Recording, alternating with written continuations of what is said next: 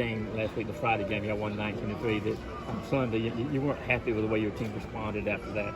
What are you going to be looking for them now that you've got this big Friday, a Thursday night win? There's 2 more to go. Yeah, so I just told them right there, we just need to come out and play with confidence too and stay hungry.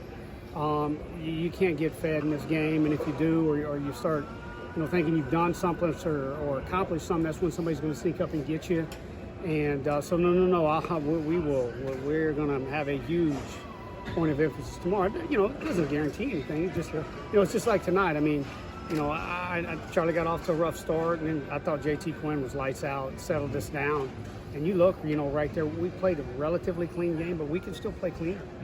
Mm-hmm. And but we played clean enough. Thought the offense did a really good job. What does knowing you can still play better this time of year mean as a head coach? It means a lot. It means, I still haven't seen us. We've gotten close a couple times, right? To play some complete games. But I think it just shows that you got to keep working.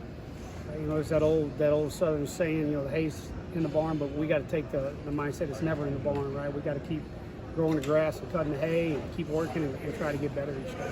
Obviously, it was okay. That was kind of scary there for a second. Yeah.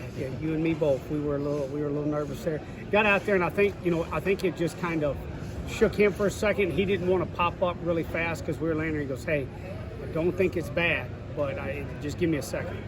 And I think he just wanted to catch his breath. And it's muggy night. Probably had a touch of cramp in there too. But no, his preliminary check with Zach, our trainer, came back good.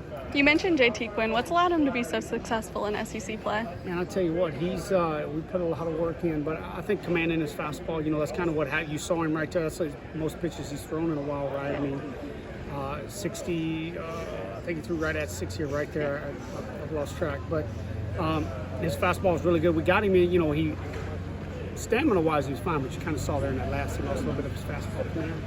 But his fastball is what's been, allowing him to do things really good. Talk about that playoff mentality, I guess, kind of coming in, regional start Thursday. How'd you feel seeing them take a 3-0 punch early and come back?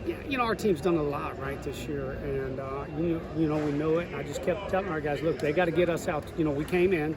I said, they got to get us out 27 times, and we're really good. And, start believing in yourself. And like I say, tip your hat to our offense there in the third. I thought, what Slate and Trey did right there to get that inning going. Trey Phelps, that was a tough pitch, guys. That ball was in on the white line. He pulled his hands in and smoked it. And then, obviously, Dan Jackson's ball. Daniel, that ball may be over the tennis court. So he crushed that thing. But, that's what our offense is capable of doing when we don't chase, when we don't expand the strike zone, when we stay disciplined, when we just lock in and play baseball. How close is that ball to go today? Man, it's close. Close. I want, guys. You guys notice we got a little more ball ahead of us, and I don't want to rush him. I want to check one more day and see how he is tomorrow.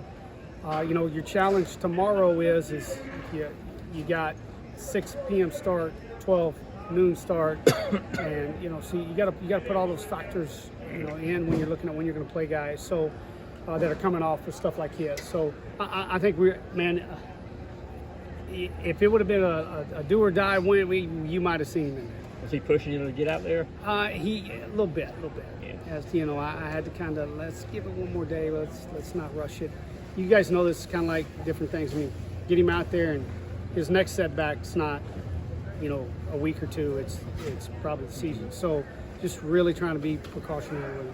Got time for one more? What are you loving the most about this team's identity right now? I think they enjoy each other. I think they like to play the game. I think they think they're never out of a game.